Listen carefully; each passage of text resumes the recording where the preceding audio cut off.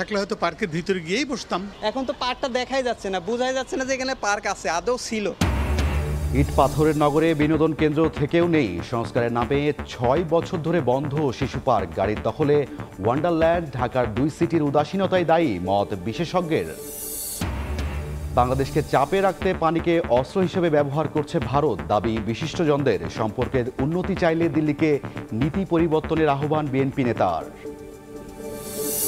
এবং ৬ বছরের প্রতীক্ষার অবসান, ভারতের গ্রিক হয়ে বাংলাদেশে এলো নেপালের ৪০ মেগাওয়াট জলবিদ্যুৎ। ত্রিপক্ষীয় চুক্তিতে প্রথম ধাপে সরবরাহ শুরু।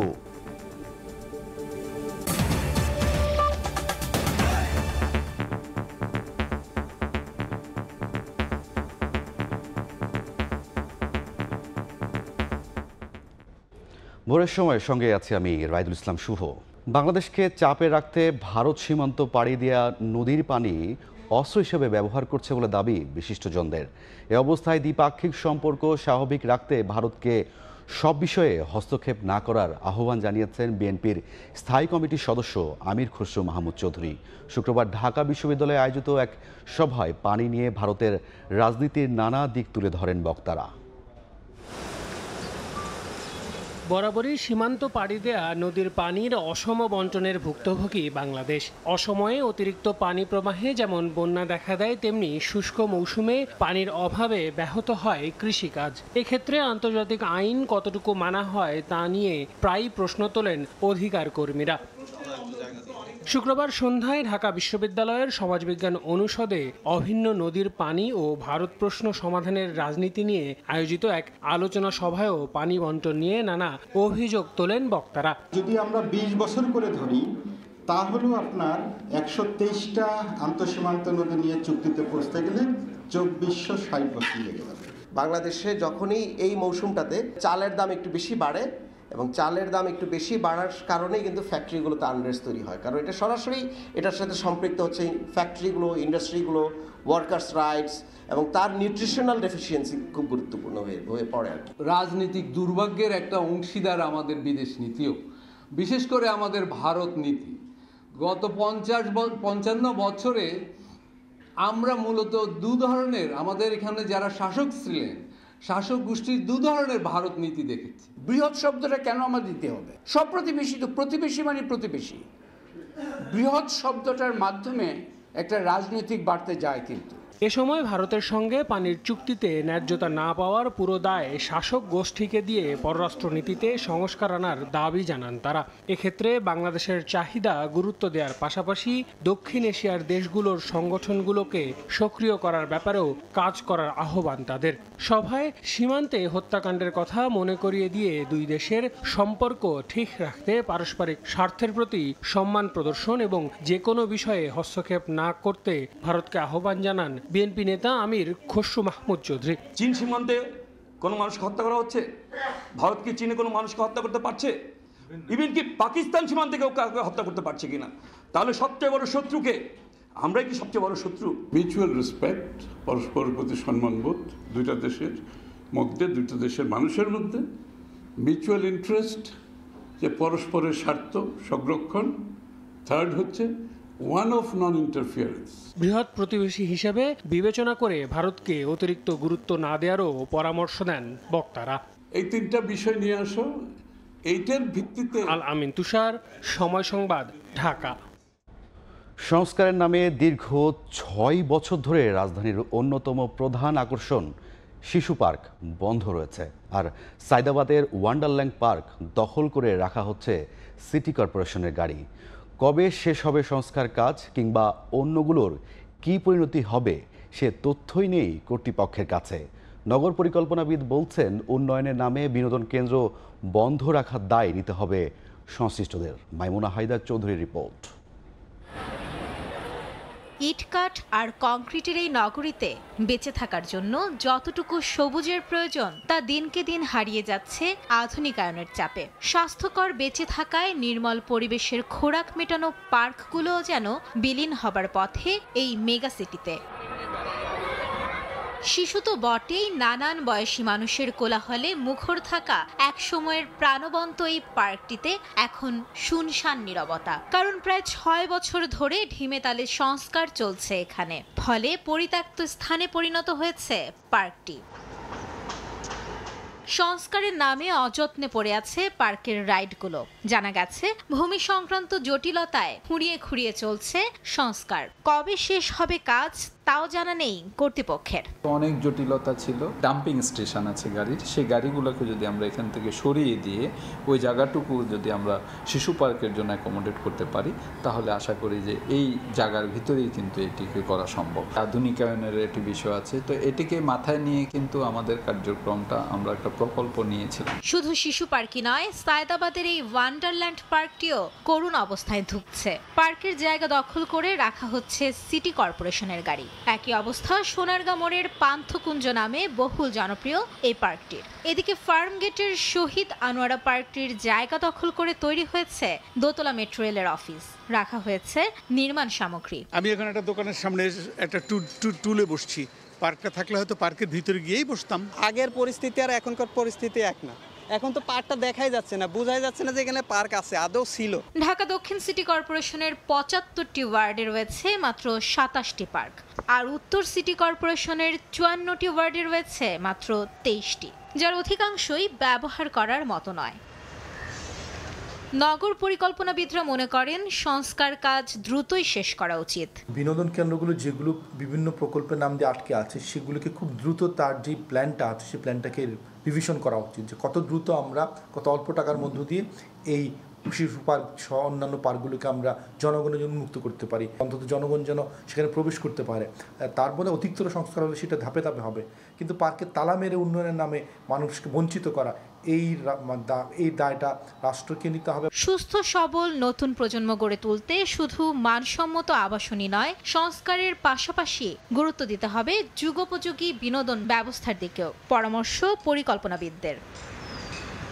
মাইমুনা হায়দার চৌধুরী, সময় সংবাদ, ঢাকা। দেশের জ্বালানি সংকট পুঁজি করে কুইক রেন্টালের নামে লুটে নেওয়া হয়েছে হাজার হাজার কোটি টাকা। এমন সমালোচনার মধ্যে কুইক রেন্টালকে সুরক্ষা দেয়া আইনের 2টি ধারা বাতিল করেছেন উচ্চ আদালত। শুধু ধারা নয়, পুরো আইনই বাতিল চাই ক্যাব। ব্যবসায়ীরাও পরামর্শ দিচ্ছেন প্রতিযোগিতামূলক দামে বিদ্যুৎ সরবরাহের পথে হাঁটার। জ্বালানি উপদেষ্টা জানালেন, চুক্তি বাতিল থেকে শুরু করে সব কিছুই করা হবে বুঝে শুনে। 1 নম্বর চ্যালেঞ্জ যদি বলি আজকে আমাদের রপ্তানি খাতের জন্য, ইন্ডাস্ট্রিয়ালাইজেশনের জন্য, সেটা হচ্ছে জ্বালানি সংকট এবং সাথে বিদ্যুৎ। জ্বালানি সংকট আমি বলবো যে একটি ভয়াবহ সংকটে কিন্তু রূপ নিতে পারে যদি আমরা এটিকে ম্যানেজ করতে না পারি। ব্যবসায়ী থেকে অর্থনীতিবিদ, শিল্পের চাকা ঘুরিয়ে দেশের উন্নয়নে বড় বাধা হিসেবে বছরের পর বছর ধরে সামনে আনেন জ্বালানি সংকটের কথা। এই সংকট কাটাতে আবার কুইক রেন্টালের নামে কোটি কোটি টাকা অপচয় লোপাটের প্রতিবেদনও এসেছে গণমাধ্যমে, গবেষণা সংস্থার প্রতিবেদনে। বিদ্যুৎ সমস্যার দ্রুত সমাধানে বিদ্যুৎ ও জ্বালানি দ্রুত সরবরাহ বৃদ্ধি আইন 2010 তৈরি করেছিল বিগত সরকার। এই আইনের অধীনে 72টি রেন্টাল ও আইপিপি কেন্দ্রের অনুমতি দেয়া হয়। এসব বিদ্যুৎ কেন্দ্রের বড় অংশই পান তৎকালীন সরকারের ঘনিষ্ঠ ও প্রভাবশালী ব্যবসায়ীরা।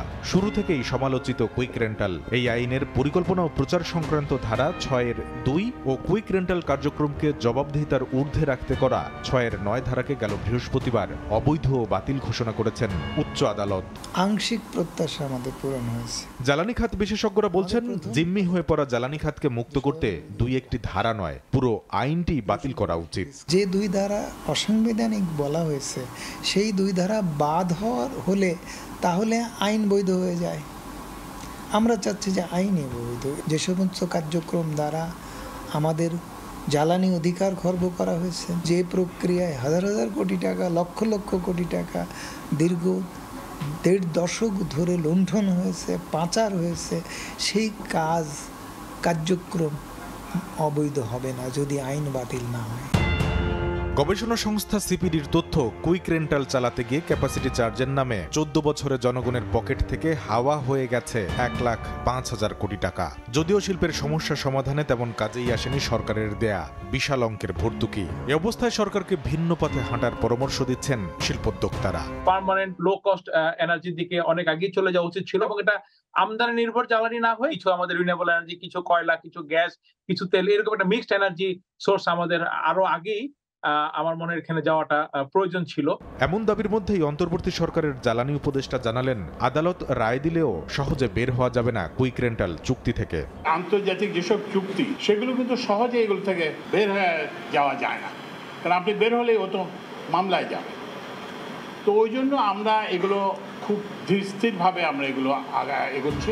গেল বছর বাস্তবায়ন, পরিবীক্ষণ ও মূল্যায়ন বিভাগ আইএমইডির এক প্রতিবেদনে দ্রুত বিদ্যুৎ সরবরাহ আইনকে কালো আইন উল্লেখ করার পর বরখাস্ত হয়েছিলেন বিভাগটির উপসচিব মোহাম্মদ মাহিদুর রহমান ও অতিরিক্ত সচিব SM হামিদুল হক। কামরুল হাসান সবুজ, সময় সংবাদ, ঢাকা।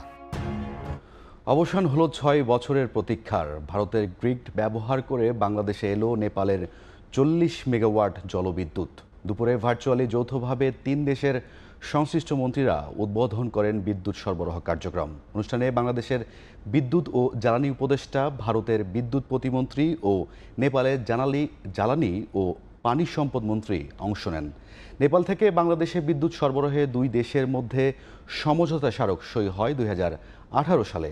তবে ভারতের মধ্যে দিয়ে বিদ্যুৎ আমদানি নিশ্চিত করতে গিয়ে দ্বিপক্ষীয় আলোচনায় নানা জটিলতার সমাধান করতে হয়। অবশেষে গত জুনে নেপাল থেকে বিদ্যুৎ কেনার প্রস্তাব অনুমোদন করে সরকারের ক্রয় সংক্রান্ত মন্ত্রিপরিষদ কমিটি। গত মাসে কাঠমান্ডুতে সই হয় ভারতের মধ্যে দিয়ে বাংলাদেশে নেপাল থেকে 40 মেগাওয়াট বিদ্যুৎ আমদানির ত্রিপক্ষীয় চুক্তি, যার ধারাবাহিকতায় শুক্রবার শুরু হয় নেপাল থেকে বাংলাদেশে জলবিদ্যুৎ সরবরাহ।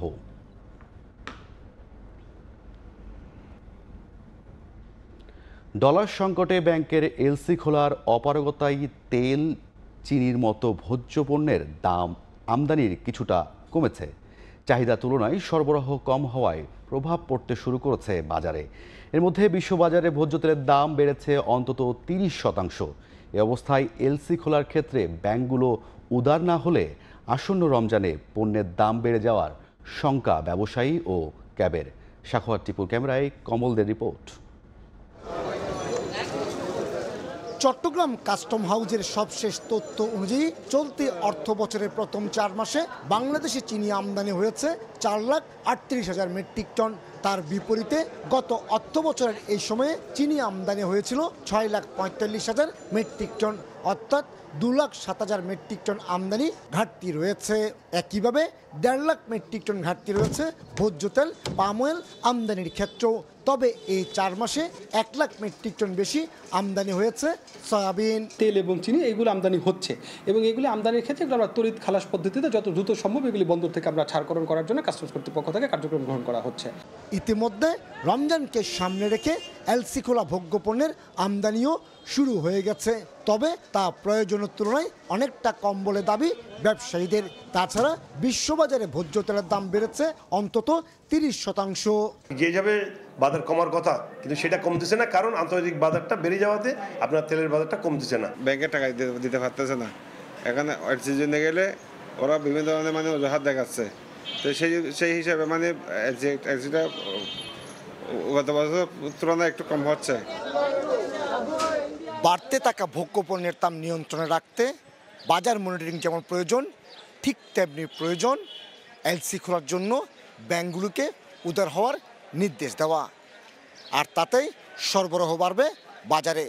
ভোগ্যপণ্য আমদানির প্রতিবন্ধকতা কাটাতে ট্যারিফ কমানো সহ বেশ কিছু গুরুত্বপূর্ণ পদক্ষেপ নিয়েছে বর্তমান অন্তর্বর্তীকালীন সরকার। তারপরও এলসি খোলার জটিলতায় ব্যবসায়ীদের মধ্যে স্বস্তি না ফেরায় প্রভাব পড়ছে বাজারে, আর তাই বাংলাদেশ ব্যাংকে দ্রুত ব্যবস্থা নেওয়ার কথা বলছে ক্যাব। বাংলাদেশ ব্যাংক বিশেষ করে এলসি নিয়ে ব্যাংকের যে সংকট, এই সংকটটা দূর করার জন্য, ব্যবসায়ীদের ভিতরে আস্থা তৈরি করার জন্য বিশেষ উদ্যোগে যে সমস্ত ব্যবসায়ী আমদানি করে, আমদানিকারকের প্রয়োজনে বিশেষ ব্যবস্থায় তাদের জন্য এলসি ওপেন করা দরকার বলে আমরা মনে করছি। বাংলাদেশে বছরে 18 থেকে 20 লাখ মেট্রিক টন চিনি এবং 22 থেকে 24 লাখ মেট্রিক টন ভোজ্য তেলের চাহিদা রয়েছে। আর রমজান মাসে বাড়তি চাহিদা থাকায় 3 থেকে 6 মাস আগেই এসব পণ্যের আমদানির এলসি খুলেন ব্যবসায়ীরা। কমল দে, সময় সংবাদ, চট্টগ্রাম। আওয়ামী সরকার মানুষের কল্যাণে কাজ করলে শেখ হাসিনাকে পালিয়ে যেতে হতো না বলে মন্তব্য করেছেন জামাতে ইসলামী নেতারা। স্বৈরাচারের দোসররা নতুন করে ষড়যন্ত্র শুরু করেছে বলেও অভিযোগ করেন তারা। ঢাকা ও বাগেরহাটে আলাদা অনুষ্ঠানে তারা একথা বলেন। শুক্রবার বিকেলে ভাটারা থানায় কর্মী সম্মেলন করে ঢাকা মহানগর উত্তর জামায়াতে ইসলামী। এতে অংশ নেন দলটির হাজারো নেতাকর্মী। অনুষ্ঠানে ঢাকা মহানগর উত্তর জামায়াতের আমির মোহাম্মদ সেলিম উদ্দিন বলেন, স্বৈরাচার আওয়ামী লীগের দোসররা নতুন করে ষড়যন্ত্র শুরু করেছে। জনগণকে সঙ্গে নিয়ে সব অপচেষ্টা রুখে দেওয়ার আহ্বান জানান তিনি। প্রয়োজনে আবারও আমরা রাস্তায় নেমে আসব এবং ফ্যাসিবাদের দোসরদেরকে আমরা যেটুকু সুযোগ তারা আইনের মাধ্যমে পেয়েছিল, তারা যদি বাড়াবাড়ি করে তাদের কোনো সুযোগ বাংলাদেশে আর থাকবে না। দুপুরে রাজধানীর ডিপ্লোমা ইঞ্জিনিয়ার্স ইনস্টিটিউটে আরেক অনুষ্ঠানে কথা বলেন ঢাকা মহানগর দক্ষিণ জামায়াত ইসলামীর সাধারণ সম্পাদক ডক্টর শফিকুল ইসলাম মাসুদ। তিনি বলেন, আওয়ামী সরকার মানুষের কল্যাণে কাজ করলে শেখ হাসিনাকে পালিয়ে যেতে হতো না। বাংলাদেশের বাইরে সমস্ত রাষ্ট্র আমাদের বন্ধু থাকবে, একজন প্রভুকেও আর আমরা মেনে নেব না। আমরা ধিক্কার জানাই আমাদের পার্শ্ববর্তী রাষ্ট্রের একটি সংবাদ মাধ্যম, আমরা জানি না তাদের কতখানি ভিত্তি সেখানে আছে। তারা আমাদের প্রিয় চট্টগ্রামকে তাদের অঞ্চলের দাবি করে তারা যে পত্রিকা এবং তাদের নিউজ চ্যানেলে যে নিউজ দিয়েছে, আমরা দায়িত্বহীন কণ্ঠে জানাই আমরা জীবন বাজি রাখবো, 1 ইঞ্চি মাটি কারো কাছে ছেড়ে দেওয়া হবে না। এদিকে 1.5 যুগ পর প্রকাশ্যে বাগেরহাট জেলা জামায়াতে ইসলামীর রুকুন সম্মেলনে যোগ দেন দলের সেক্রেটারি জেনারেল মিয়া মোহাম্মদ গোলাম পরোয়ার। এ সময় জুলাই শহীদদের রক্তের ঋণ পরিশোধের জন্য অবাধ, সুষ্ঠু ও নিরপেক্ষ নির্বাচন দেওয়ার আহ্বান জানান তিনি। এমন একটি সংযোজন নির্বাচন হওয়া দরকার যে জনমত এবং ভোটের মধ্য দিয়ে ওই ফ্যাসিবাদী শক্তিকে জনগণ থেকে বিচ্ছিন্ন করে দিতে হবে। এর জন্য প্রয়োজন একটি জাতীয় ঐক্য। আমলাদের মধ্যে 7.5 লাখ ফ্যাসিবাদের দোসর রয়েছে দাবি করে ফ্যাসিবাদ বিরোধী জাতীয় ঐক্য গড়ে তোলার আহ্বান জানান জামায়াতের এই শীর্ষ নেতা। আবু সাইদ নিশান, সময় সংবাদ, ঢাকা। মোস্তফা সরোয়ার ফারুকী কোন যোগ্যতায় উপদেষ্টা হয়েছেন এমন প্রশ্ন রেখে ফারুকী সহ বিতর্কিত উপদেষ্টাদের পদত্যাগের দাবি জানিয়েছেন ইসলামী আন্দোলন বাংলাদেশ। অন্যথায় কঠোর কর্মসূচি ঘোষণার হুঁশিয়ারি দিয়েছেন সংগঠনের সিনিয়র নায়েবে আমির মুফতি সৈয়দ মোহাম্মদ ফৈজুল করিম। শুক্রবার বিকেলে ইসলামী আন্দোলন বাংলাদেশের কোতোয়ালি থানা শাখার আয়োজনে গণসমাবেশে তিনি কথা বলেন। এ সময় তিনি অভিযোগ করে বলেন, ক্ষমতার জন্য বিএনপি ইউটার্ন নিয়েছে। আওয়ামী লীগের অত্যাচারের কথা ভুলে তারা এখন আবার আওয়ামী লীগকে রাজনীতিতে ফেরানোর চেষ্টা করছে। এখনও বৈষম্য দূর হয়নি বলেও মন্তব্য করেন ফয়জুল করিম। আমি বর্তমান অন্তর্বর্তী সরকারকে প্রশ্ন করতে চাই, ফারুকী সাহেবের কোন গুণের কারণে, কোন যোগ্যতার কারণে ফারুকী সাহেব এর উপদেষ্টা হলেন, এই জাতি জানতে চায়। আপনি কোথা থেকে ক্ষমতার মসনদে বসে ফারুকী সহ যেই সমস্ত বিতর্কিত উপদেষ্টা আছে, যদি অবিলম্বে তাদেরকে পদত্যাগ করতে বাধ্য না করেন, তাহলে আপনার বিরুদ্ধে কর্মসূচি বাধ্য হবো। আজকে বিএনপি পুরো ইউটার্ন, ওনারা আবারও আওয়ামী লীগকে ক্ষমতা আনার জন্য পথ উন্মোচন করছেন। কারণটা কি? চোরে চোরে হালি, এক চোরে বিয়া করে আর এক চোরে হালি। কর্মব্যস্ত নগর জীবনে জীবনযাত্রার ব্যয় গ্রামের তুলনায় বেশি থাকে, তাই ব্যয় বৃদ্ধির হারও শহরে বেশি। তবে বাংলাদেশে যেন উল্টো চিত্র, শহরের তুলনায় গ্রামেই জীবনযাত্রার ব্যয় বৃদ্ধির হার বাড়ছে। অক্টোবর মাসের মূল্যস্ফীতির চিত্র বলছে, খাদ্য ও খাদ্য বহির্ভূত উভয় ধরনের মূল্যস্ফীতির চাপে গ্রামের মানুষ শহরের তুলনায় বেশি ভুগছে। শাহিনুর রহমান শাহিনের ক্যামেরায় SM আরিফিনের রিপোর্ট। সরকারিভাবে নানা পদক্ষেপ নেয়ার পরও ঠেকানো যাচ্ছে না নিত্যপণ্যের ঊর্ধ্বগতি। মূল্যস্ফীতির প্রভাবে গ্রামে জীবনযাত্রার ব্যয় শহরের সাথে পাল্লা দিয়ে বাড়ছে। শুধু তাই নয়, গ্রামে এই ব্যয় বাড়ার হার ছাড়িয়েছে শহরকেও। পল্লী অঞ্চলের মানুষজন জানাচ্ছেন তাদের কষ্টের কথা। একটা ভালো জিনিস খাইতে গেলে কমসে কম 600-700 টাকা লাগবে।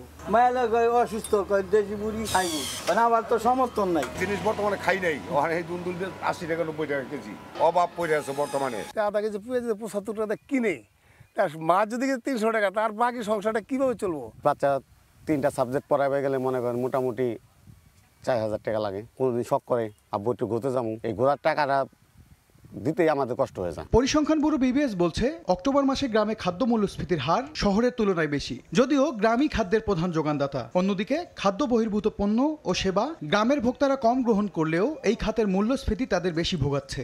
শহরাঞ্চলে কিন্তু ওই মূল্য বৃদ্ধি হলে সেটা নিয়ে হইচই বেশি হয়, সেটা নিয়ে কথাবার্তা বেশি হয়।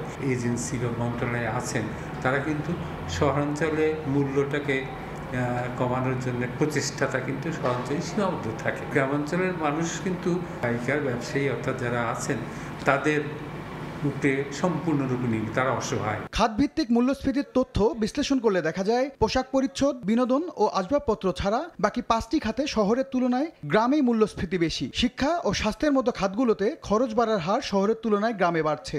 অর্থনীতিবিদরা বলছেন পণ্যের সমবন্টন করা না গেলে গ্রামীণ জনগোষ্ঠীর উপর চাপ কমানো সম্ভব নয়। গ্রামীণ এবং শহরাঞ্চলের মধ্যে যে বৈষম্য বিদ্যমান, এই বৈষম্যই কিন্তু গ্রামাঞ্চলের মানুষকে অবহেলিত করে রেখেছে, কিন্তু তাদেরকে আবার বেশি মূল্যে সমস্ত জিনিস কিনতে হচ্ছে, যার ফলে ওখানে মূল্যস্ফীতি আরও বেশি হচ্ছে। মূল্যস্ফীতির হার কমাতে শুধু সুধার বাড়ানোই সমাধান নয়, বরং বাজারে শৃঙ্খলা ফেরানো সহ রাজস্ব ও মুদ্রানীতির সমন্বয়ের পরামর্শ দিচ্ছেন অর্থনীতিবিদরা।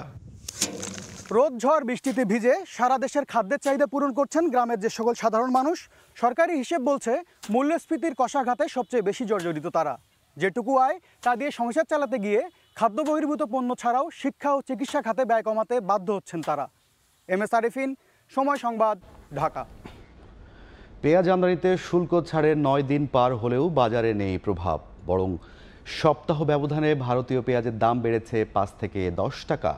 একই চিত্র আলুর বাজারে। ব্যবসায়ীরা বলছেন ভারতে এই সব পণ্যের দাম বেশি, তাই দেশি পণ্য বাজারে আসার আগে স্বস্তি ফেরার সুযোগ নেই। বাজার তো দাম তো কমলো, তার ভ্যাট কমে কি লাভ হলো? শুল্ক ছাড়ের পরও দাম না কমায় আক্ষেপ ভোক্তার। অস্থির বাজারে স্বস্তি ফেরাতে পেঁয়াজ, আলু, চাল, ভোজ্য তেল সহ বেশ কয়েকটি পণ্য আমদানিতে ছাড় দিয়েছে সরকার, অথচ উল্টো হু দাম বাড়ছে এসব নিত্য প্রয়োজনীয় পণ্যের। গত 6 নভেম্বর আমদানি শুল্ক মওকুফের মধ্য দিয়ে পেঁয়াজ আমদানিতে মোট কর 10% থেকে কমিয়ে 0% করা হয়। তবে শুক্রবার রাজধানীর কারওয়ান বাজারে দেখা যায় সপ্তাহ ব্যবধানে ভারতীয় পেঁয়াজের দাম বেড়েছে আরও 5 থেকে 10 টাকা। সরবরাহ কমের অজুহাতে চড়া দেশি পেঁয়াজের বাজারও। একই চিত্র শুল্ক ছাড় পাওয়া আলুরও। লাগবে আমার 20 বস্তা, পাই 5 বস্তা 7 বস্তা, 20 বস্তা আমি পাইছি না, হাটে আমদানি কম। নতুন পেঁয়াজ আরও 2 মাস দেরি হবে, এই 2 মাসের ভিতর বাজার কমার সম্ভাবনা নাই। চাউলের দামের চেয়ে পেঁয়াজের দাম বেশি, আবার আলুর দামও চাউলের চেয়ে বেশি, কিভাবে মানুষ চলবে? কর ছাড় দেয়া চালের বাজারেও লেগেছে দাম বাড়তির হাওয়া। 10 দিনের ব্যবধানে নতুন করে সব ধরনের চালে বস্তা প্রতি দাম বেড়েছে 150 টাকারও বেশি। মোটা চাল 28, মিনিকেট, নাদির চাল, পোলার চাল সব কিছু দাম বেশি। আমরা আগে আটা বিক্রি করতাম যেমন 56-57 টাকা, এখন বর্তমানে বিক্রি করতেছি আপনার 59-60 টাকা। এদিকে সরবরাহ বাড়ায় কয়েকটি সবজির দাম কিছুটা কমেছে, তবে এখনো বেগুন, করলা, পটল সহ অধিকাংশের দাম 60 থেকে 80 টাকার ঘরে, যদিও কমতির দিকে কাঁচা মরিচের দাম। সাদা বেগুন 70 থেকে 80 টাকা, পেঁপে 40 থেকে 45 টাকা, টমেটো ইন্ডিয়ান টমেটো বর্তমানে 140 থেকে 30 টাকা কেজি। দামটা কম। পটল, ভেন্ডি, মূলার দাম জিজ্ঞেস করলাম 70 টাকা এখানেই, তাহলে আমরা এলাকায় তো 190-100 নিচে তো মূলা পাবো না। সবজির দাম কিন্তু অত্যাধিক বেশি এবং মনে হয় যে আগামী কিছুদিনের ভিতর সবজি উঠলে দাম একটু কমবে। একই অবস্থানে আছে ডিমের দাম। প্রতি ডজন বিক্রি হচ্ছে 145 থেকে 150 টাকা, আর প্রতি কেজি ব্রয়লার মুরগি বিক্রি হচ্ছে 180 থেকে 90 টাকায়। আগের মতোই চড়া মাছের বাজার। ফরহাদুর রহমান, সময় সংবাদ, ঢাকা। আগামী ফেব্রুয়ারিতে চট্টগ্রামে কালুরঘাট নতুন সেতুর কাজ শুরু হবে বলে জানিয়েছেন সড়ক পরিবহন ও সেতু উপদেষ্টা। সার্কিট হাউজে এক মতবিনিময় সভায় অংশ নিয়ে উপদেষ্টা আরও জানান, অন্তর্বর্তী সরকারের সময় কোনো অপচয় ও অপরিকল্পিত উন্নয়ন হবে না। শুক্রবার বিকেলে চট্টগ্রাম সার্কিট হাউসে ছাত্র প্রতিনিধি, রাজনীতিবিদ ও সরকারি বেসরকারি সংস্থার ঊর্ধ্বতন কর্মকর্তাদের সঙ্গে মতবিনিময় করেন জ্বালানি, সড়ক ও রেলপথ মন্ত্রণালয়ের উপদেষ্টা। এ সময় রেলওয়ে জমি দখল, বিদ্যুৎ, সড়ক, সেতু সহ নানা খাতের সমস্যা তুলে ধরেন অংশগ্রহণকারীরা। এই যে বিদ্যুৎ খাতটা বিগত 15-16 বছরে বিভিন্ন বড় বড় কোম্পানি কুক্ষিগত করে রেখেছে। কুইক রেন্টাল বাংলাদেশের অর্থনীতিকে পঙ্গু করে দিয়েছে। যারা যারা এই লুটপাটের সাথে জড়িত ছিল তাদের বিরুদ্ধে কি অ্যাকশন সরকার নিচ্ছে সেটা আমি মনে করি জনগণ জানা উচিত। সভায় উঠে আসে নগরবাসীর দীর্ঘদিনের দাবি নতুন কালুরঘাট সেতুর প্রসঙ্গ।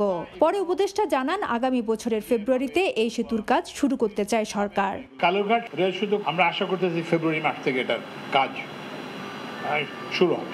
গণ অভ্যুত্থানের শহীদ ও আহত ছাত্র জনতার প্রতি দায়বদ্ধতা থেকে অন্তর্বর্তী সরকার কাজ করছে বলেও উল্লেখ করেন মোহাম্মদ ফাউজুল কবির। এ সময় নগরীর নানা অব্যবস্থাপনা সম্পর্কে তুলে ধরেন চট্টগ্রাম সিটির নতুন মেয়র।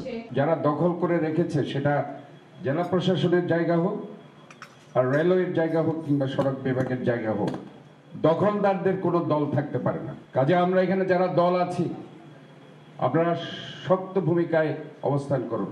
2 দিনের সফরে উপদেষ্টা রাষ্ট্রীয় মালিকানাধীন তেল শোধনাগার, ইস্টার্ন রিফাইনারি সহ মন্ত্রণালয় সংশ্লিষ্ট বিভিন্ন স্থাপনা পরিদর্শন করেন। ফেরদৌস লিপি, সময় সংবাদ, চট্টগ্রাম। অন্তর্বর্তী সরকারের উদ্দেশ্য নির্বাচনের মাধ্যমে রাজনৈতিক সরকারের কাছে ক্ষমতা হস্তান্তর করে দেয়া, এমন মন্তব্য করেছেন শিল্প মন্ত্রণালয়ের উপদেষ্টা আদিলুর রহমান খান। তিনি আরও বলেন, দেশে চিনির উৎপাদন বৃদ্ধি করে আমদানি কমিয়ে আনতে কাজ করছে সরকার। শুক্রবার বিকেলে নাটোরের লালপুরে নর্থ বেঙ্গল চিনি কলের 2024-25 আখ মাড়াই মৌসুমের উদ্বোধন করেন শিল্প উপদেষ্টা। এ সময় তিনি বলেন, দেশে চিনি কলগুলো আবারও সচল করা হবে। চলতি মৌসুমে 2 লাখ মেট্রিক টন আখ মাড়াই করে নর্থ বেঙ্গল চিনি কল 15,000 মেট্রিক টন চিনি উৎপাদনের লক্ষ্যমাত্রা নির্ধারণ করেছে।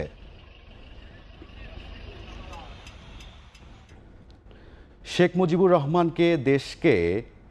রহমান দেশকে চোরের খনি উপহার দিয়েছে, আর সেই পথ ধরেই শেখ হাসিনা ভোটের নামে জনগণের সঙ্গে ছিনিমিনি খেলছে বলে মন্তব্য করেছেন বিএনপির ভাইস চেয়ারম্যান নুরুল ইসলাম মনি। শুক্রবার বিকেলে বরগুনা জেলা বিএনপির কার্যালয়ে এই কথা বলেন তিনি। কি আমাদের উপহার দিয়েছে শেখ মুজিবুর রহমান? তিনি দিয়েছেন, উনি বলছেন, নিজেই বলছেন, আর সবাই পায় সোনার খনি, আমি পেয়েছি চোরের খনি। উনি প্রথম চোরের খনি উপহার দিয়েছে আমাদের জাতিকে। 1975 সালে বাকশাল দিয়ে দেশের গণতন্ত্র ধ্বংস করেছে হাসিনার পিতা। সেই ধারাবাহিকতায় শেখ হাসিনা বাংলাদেশে আবার গণতন্ত্র কবর দিয়েছে। হাসিনার পিতা শেখ মুজিবুর রহমান বাকশাল গঠন করে কি করেছে? পত্রিকা বন্ধ করে দিয়েছে, সংবিধান কার্টেল করেছে, এবং শেখ মুজিবুর রহমান যা ওই যে রাষ্ট্রপ্রধান হিসেবে সংবিধানের উপর উঠে দাঁড়াইছে। সংখ্যানুপাতিক পদ্ধতিতে আগামী সংসদ নির্বাচন করার দাবি জানিয়েছেন গণ অধিকার পরিষদের সভাপতি নুরুল হক নূর। বলেন, যে দল যত ভোট পাবে সেই দল ক্ষমতায় বসবে। রাজধানীর লালবাগে এক আলোচনা সভায় তিনি এসব কথা বলেন। আওয়ামী লীগের দোসররা দেশে বিশৃঙ্খলা সৃষ্টি করছে জানিয়ে তিনি বলেন, আওয়ামী লীগ ও তার দোসরদের বিচার নিশ্চিত করে তাদের নিষিদ্ধ করতে হবে। 5 আগস্ট দলমত নির্বিশেষে যে গণ ঐক্য গঠন হয়েছিল তা ফাটল ধরা শুরু করেছে বলেও মন্তব্য তার। নূর বলেন, উপদেষ্টা পরিষদে নতুন উপদেষ্টা নিয়োগ নিয়ে সমালোচনা হচ্ছে। এসব বিষয়ে আলোচনার মাধ্যমে সিদ্ধান্ত নেওয়ার কথা জানান তিনি আরও বলেন, অভ্যুত্থানে আহতরা কেন রাস্তায় নামবেন? এ সময় প্রত্যেক শহীদ পরিবারকে 1 কোটি টাকা অনুদান দেওয়ার দাবি জানান তিনি। দ্রব্যমূল্যের ঊর্ধ্বগতি মানুষের ভোগান্তি নিরসন করতে বর্তমান সরকারকে আহ্বান জানান ডাকসুর এই সাবেক ভিপি।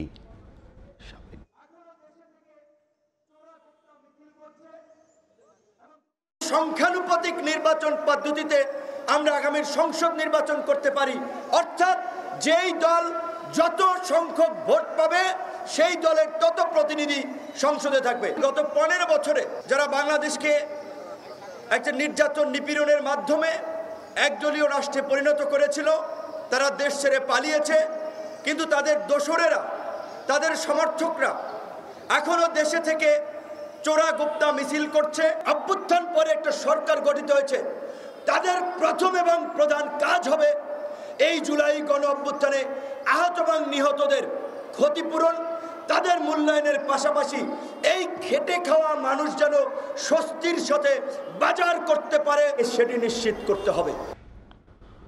3 মাস পার হয়ে গেলেও জনগণের জানমালের নিরাপত্তা নিশ্চিত করতে ব্যর্থ হয়েছে অন্তর্বর্তীকালীন সরকার। শুক্রবার বিকেলে শাহবাগ জাতীয় জাদুঘরের সামনে মাওলানা আব্দুল হামিদ খান ভাসানীর ৪৮তম মৃত্যুবার্ষিকী উপলক্ষে আয়োজিত এক সভায় কথা বলেন গণসংহতি আন্দোলনের প্রধান সমন্বয়ক জোনায়েদ সাকি। এ সময় দ্রুত ছাত্র জনতার চাওয়া অনুযায়ী নতুন গণতান্ত্রিক বন্দোবস্ত করতে অন্তর্বর্তীকালীন সরকারকে আহ্বান জানান সাকি। তিনি আরও বলেন, আওয়ামী ফ্যাসিস্টদের দোসররা অভ্যন্তরে আর বিদেশে থেকে দেশকে অস্থিতিশীল করার চেষ্টা করছে। দেশের সার্বভৌমত্ব এখনও বড় চ্যালেঞ্জের সামনে দাঁড়িয়ে আছে উল্লেখ করে রাজনৈতিক দলগুলোকে ঐক্যবদ্ধ থাকার আহ্বান জানান গণসংহতি আন্দোলনের এই নেতা।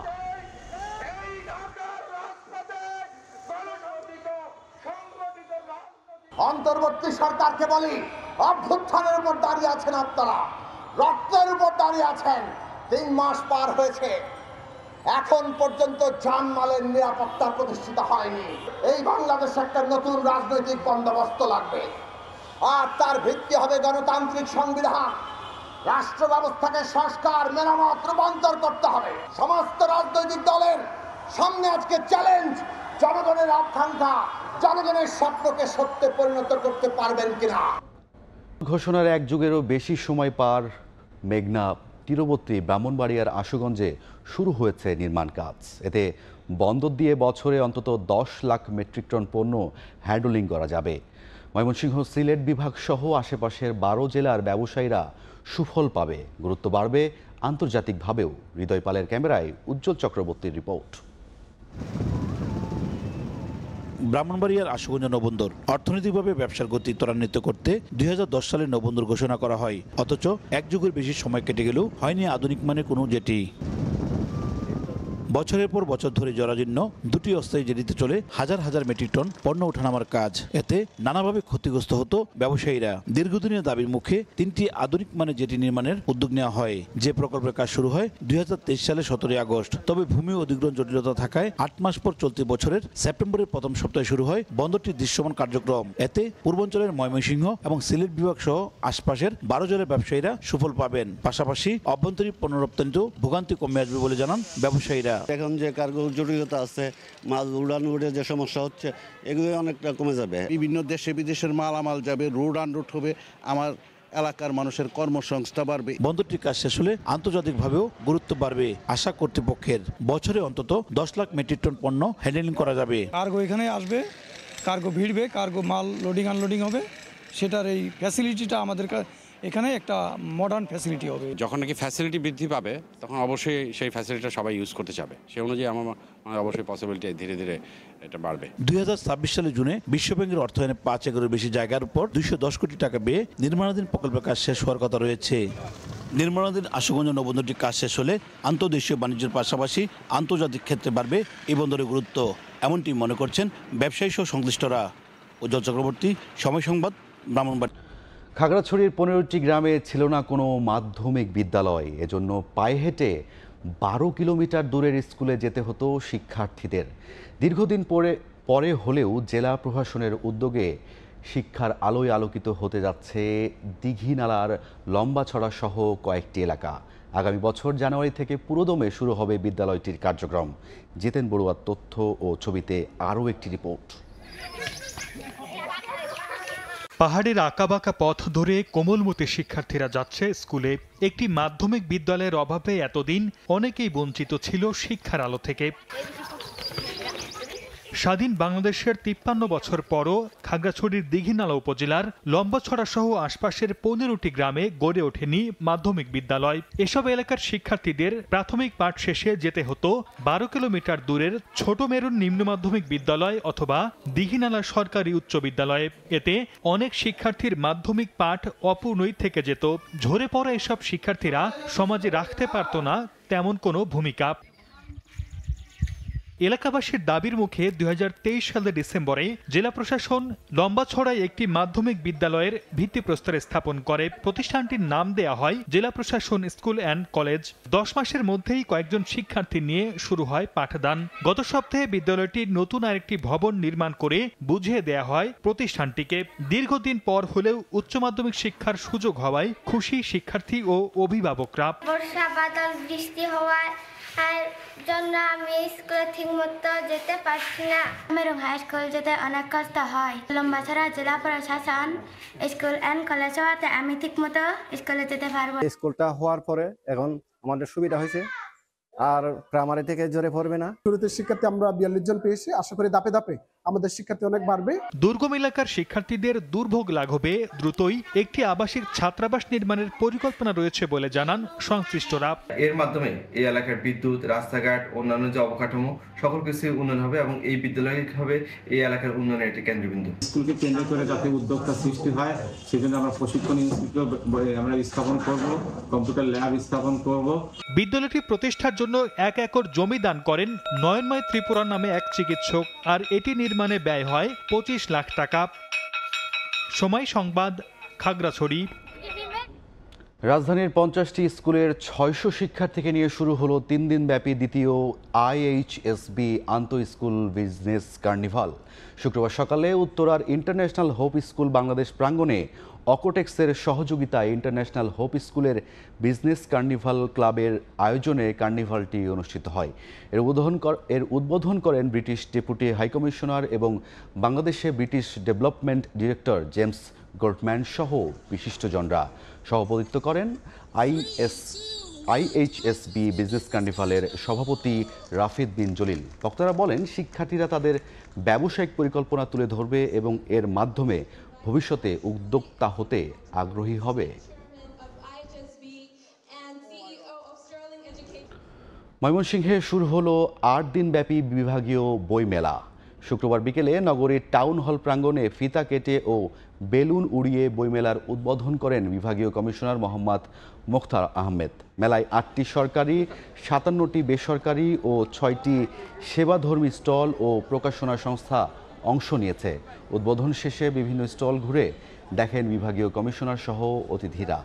22 নভেম্বর পর্যন্ত প্রতিদিন বিকেলে 3টা থেকে রাত 8টা পর্যন্ত ক্রেতা, পাঠক, দর্শনার্থীদের জন্য উন্মুক্ত থাকবে মেলা প্রাঙ্গণ।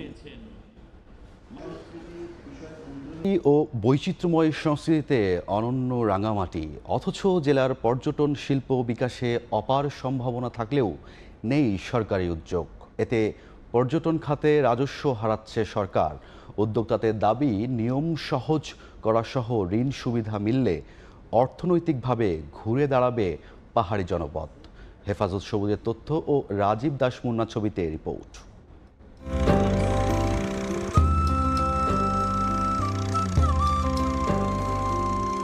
কাপ্তাই হ্রদের নীল জলরাশি, সুবিশাল সবুজ পাহাড় আর নীল আকাশের সাদা মেঘের ভেলা, নৈসর্গিক সৌন্দর্যের অপরূপ নয়নাভিরাম এ সৃষ্টি যে কাউকে সহজেই বিমোহিত করে। প্রকৃতির এমন মোহিত রূপ দেখতে প্রতি বছর লাখো পর্যটক ভিড় জমায় পাহাড়ি জনপদ রাঙামাটিতে। অথচ পর্যটনের অপার সম্ভাবনা থাকার পরও এই অঞ্চলে সরকারিভাবে নেই কোনো উদ্যোগ। সম্প্রতি ব্যক্তি পর্যায়ে বেশ কিছু রিসোর্ট, হাউসবোট সেবা চালু হয়েছে।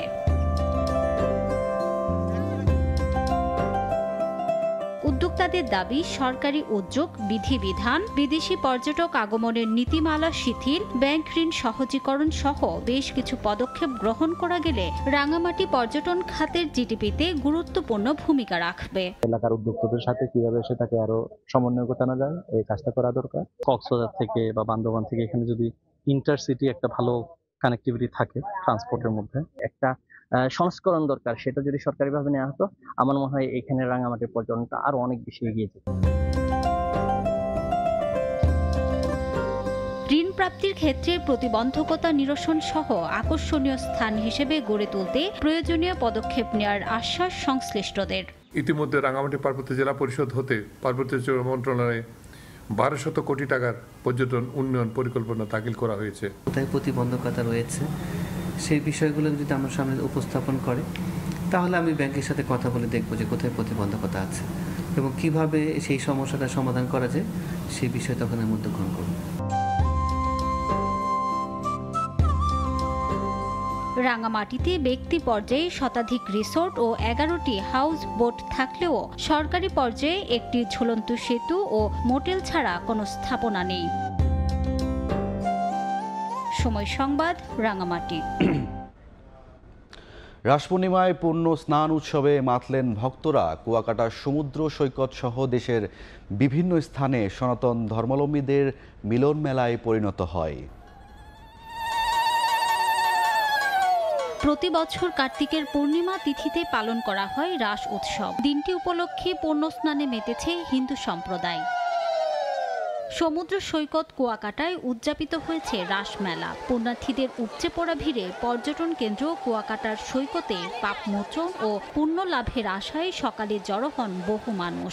দূর দূরান্ত থেকে লাখো ভক্ত সাগরে স্নান করেন। পূজা ও সমুদ্র স্নানে শুধু পুণ্যার্থী নয়, নানা ধর্ম বর্ণের মানুষ মিলিত হন রাস মেলায়। গঙ্গামাকে বলি যাতে আমরা যত পাপ করি সব পাপ যাতে এই সমুদ্রে ঢেউতে নিয়ে আসে। পাপ মোচন করার জন্য আর কি পূর্ণিমা তিথিতে গঙ্গা স্নান করি। ভুল ত্রুটি যেটা হয় ভগবানের কাছে যেটা করি সেটার জন্যই আমরা এই রাস পূর্ণিমা উপলক্ষে আমরা এই গঙ্গা স্নান করি। মুন্সিগঞ্জের মাওয়ায় পূর্ণ স্নান করেছেন সনাতন ধর্মাবলম্বীরা। হাজার হাজার পুণ্যার্থী অংশ নেন পূর্ণিমার স্নানে। তিথি অনুযায়ী শুক্রবার সকাল থেকেই পুণ্যার্থীদের ঢল নামে। আশপাশের এলাকা ছাড়াও রাজধানী সহ বিভিন্ন স্থান থেকে এসেছেন ভক্তরা। আমরা আসছি মা গঙ্গার কাছে আমাদের মনোবাসনা তথা দেশ জাতি এবং আমাদের ধর্মীয় মনোভাব থেকে সবাই আমরা ভালোভাবে থাকতে পারি। গঙ্গার নাম শুনলে পর্যন্ত মানুষ কি হয়, পবিত্র হয় এবং সমস্ত পাপ থেকে মুক্ত হয় এবং তার মুক্তি লাভ হয়। এছাড়াও শ্রীনগরের উত্তর বালাসুর গ্রামের ঐতিহ্যবাহী রাজা যদুনাথ রায়ের বিশাল পুকুরেও হয় পূর্ণ স্নান উৎসব। রিমু সিদ্দিক, সময় সংবাদ। সমুদ্র স্নানের মাধ্যমে শেষ হচ্ছে রাসমেলার আয়োজন। কুয়াকাটা সমুদ্র সৈকতে হাজারো পুণ্যার্থী জড়ো হয়েছেন। এই মুহূর্তে সেখানে আছেন রিপোর্টার মোহাম্মদ মনির হোসেন বাদল। সরাসরি চলে যাচ্ছি তার কাছে। বাদল, সমুদ্র স্নানের মধ্য দিয়ে শেষ হয়েছে রাসমেলার মূল আনুষ্ঠানিকতা। আপনি দেখতে পাচ্ছেন যে আজ সকাল থেকে যে পরিমাণ সনাতন ধর্মাবলম্বীরা তারা এই সমুদ্র সৈকত কুয়াকাটায় কিন্তু তারা গোসল করেছে এবং তাদের এই গোসলের মাধ্যমে তারা বিগত দিনে যে পাপ ছিল বা যেগুলো ছিল সেগুলো মুছে গিয়ে তারা পূর্ণতা অর্জন করেছে। আপনাকে যাতে একটু পিছনে বলতে যাই, আসলে এই যে রাস অর্থ কিন্তু রসময় মিলন। হিন্দু ধর্মাবলম্বীদের বিশ্বাস সমুদ্র স্নানের মাধ্যমে জাগতিক যে পাপ হয় সেগুলো মোচন হয় আর পূর্ণ হয় মনের বাসনা। তাদের যে মনের যে বাসনাগুলো থাকে সেগুলো কিন্তু এই স্নানের মাধ্যমে কিন্তু তাদের আসলে মনের বাসনাটা পূর্ণ হয়। আর একটু বিস্তারিত আমরা একটু যাই যে গতকাল সকাল থেকে কিন্তু কুয়াকাটা যে বিচে রয়েছে, বিচে কিন্তু রব উঠেছে পাপ মোচন আর পূর্ণ লাভের আশায়। তাই প্রতি বছর তারা রাস উদযাপন অংশ নেয়, সমুদ্র স্নান করে। তাই পূর্ণোদ্ধারাই নয়, শুধু এখানে কিন্তু নানা ধর্মের মানুষ কিন্তু এখানে মিলিত হয় এই সমুদ্র সৈকত কুয়াকাটায়। আরেকটা আমরা বলে রাখি, যদি আমরা বিগত দিনে যাই যে তাহলে দেখা যাচ্ছে যে এ জায়গায় কিন্তু এই যে মেলা অনুষ্ঠানকে কেন্দ্র করে শ্রী শ্রী রাধাকৃষ্ণের যে মন্দিরের সামনে কিন্তু 17 জোড়া যুগল যে প্রতিমা স্থাপন করা হয়েছে। আবার কেউ কেউ আবার বিভিন্ন মানত করে পুরোহিত এনে এ জায়গায় কিন্তু তারা পুজো দিয়েছে এই সমুদ্র সৈকতে পারে। আমরা জানি যে গত বৃহস্পতিবার এবং গতকাল শুক্রবার সকাল থেকে কিন্তু মূল আয়োজন শুরু হয় এবং আজকে শনিবার সকাল ভোর 4:25 কিন্তু এই মূল আনুষ্ঠানিকতা চলে যায়। তবে এবছর বলতে পারি যে তিথির গরমিলের কারণে কিন্তু আসলে মূল আনুষ্ঠানিকতা একটু 2 দিন ব্যাপী হয়েছে, যার কারণে রাসমেলার গোছলে অনেকটা সমস্যা হয়ে যায়। তবে রাস কোথা থেকে এসেছে এ বিষয়ে যদি আমরা বলতে যাই, এই জায়গায় যে ওই যে দাপর যুগে যে বৃন্দাবনে যমুনার তীরে গোপনীয় মানে গোপীগণ শ্রীকৃষ্ণ ও রাধিকার সাথে লীলা বিলাস করার সময় যমুনাতে স্নান করেছিল, লীলার আগে ও পরে। এই স্নান করে বিশুদ্ধ হয়, পূর্ণতা করে শ্রীকৃষ্ণ প্রতিরূপে পাওয়ার জন্যই আসলে এই এখানে রাসমেলার তারা সেই ভাবে 200 বছর ধরে এই কুয়াকাটার কিন্তু রাসমেলা চলে আসছে। তবে এবছর তিথির গরমিলের কারণে কিন্তু গতকালকেও সমুদ্রে স্নান করে তারা পূর্ণ লাভ করেছে এবং আজকে সকালেও কিন্তু অনেকটা লাভ করেছে। তবে এ বিষয়ে আমি এখানে স্থানীয় প্রশাসনের সাথে কথা বলেছি। স্থানীয় প্রশাসন যে বিষয়টা জানিয়েছে, সর্বশেষ এবছর সুস্থ সুন্দর পরিবেশে কিন্তু রাস মেলার আনুষ্ঠানিকতা শেষ হয়েছে। এই ছিল আমার কাছে সমুদ্র সৈকত কুয়াকাটা থেকে রাস মেলার সর্বশেষ খবর। এতক্ষণ সরাসরি যুক্ত ছিলাম পটুয়াখালী থেকে। আজ পহেলা অগ্রহায়ণ। হেমন্তে নতুন ধান ঘরে তোলার পর সেই ধানের চাল দিয়ে পিঠাপুলি ও পায়েস বানিয়ে নবান্ন উৎসবে মাতেন বরেন্দ্র জনপদের কিষাণীরা। কৃষি নির্ভর এ জনপদে নবান্ন সুখ সমৃদ্ধির বার্তা হিসেবে ধরা দেয় তাদের কাছে। নতুন ধান ঘরে তোলার উচ্ছ্বাস ছড়িয়ে যায় ঘরে ঘরে। চলে সপ্তাহ ধরে অতিথি আনা নেয়ার নানা পালা পার্বণ। এমআর রকির রিপোর্ট, ছবি তুলেছেন রকিবুল ইসলাম।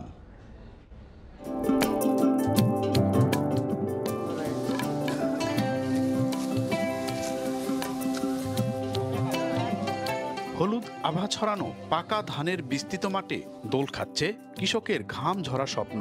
অন্তত 120 দিন নিবিড় পরিচর্যার পর সোনালী ফসল ঘরে তোলায় ব্যস্ততা চাষিদের।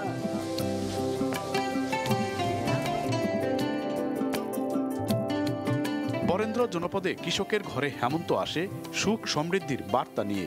পহেলা ফাল্গুন থেকে শুরু হয় আনন্দ উচ্ছ্বাসের সেই যাত্রা। ঘরে ঘরে চলে নবান্ন উৎসবের আমেজ।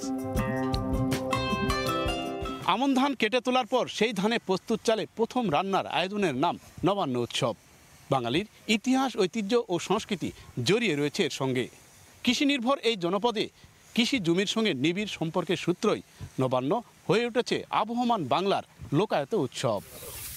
নবান্ন করা পিঠা পানি খাওয়ার জন্য এটা প্রস্তুতি এই নতুন ধানের করা হয় আমাদের। গতবারের থেকে এবার ফলন ভালো আছে। অনেক ধরনের পিঠা আমরা এই শীত এলেই মনে হয় যে পিঠের আমেজ শুরু হয়ে যায়, পিঠে খাওয়ার ধুম পড়ে যায়।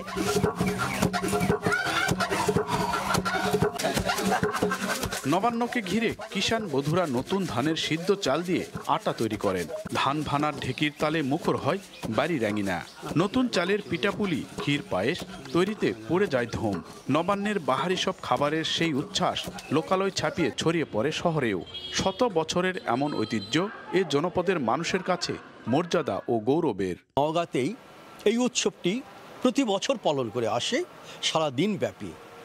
নবান্ন এটি একেবারে আমাদের লোকজ উৎসব। পৃথিবী যতই অত্যাধুনিক বা আধুনিক হোক না কেন, এই উৎসবকে কখনো আবাহন বাঙালি এবং বাংলার মানুষ, বিশেষ করে বন অঞ্চলের মানুষ এই উৎসবকে কখনো ভুলে থাকতে পারে না। ডিসেম্বরের দ্বিতীয় সপ্তাহ পর্যন্ত মাঠ থেকে কৃষকের ঘরে উঠবে ধান। চলতি বছর জেলায় 8,60,000 মেট্রিক টন ধান পাওয়ার আশা কৃষি বিভাগের।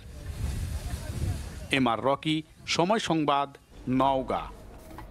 ভোরের সময় আরও থাকছে সুইডেনের অভিবাসন নীতিতে বিপাকে বাংলাদেশি রেস্তোরাঁ মালিকরা। উচ্চ মজুরিতে কর্মী নিয়োগে হিমশিম অবস্থা।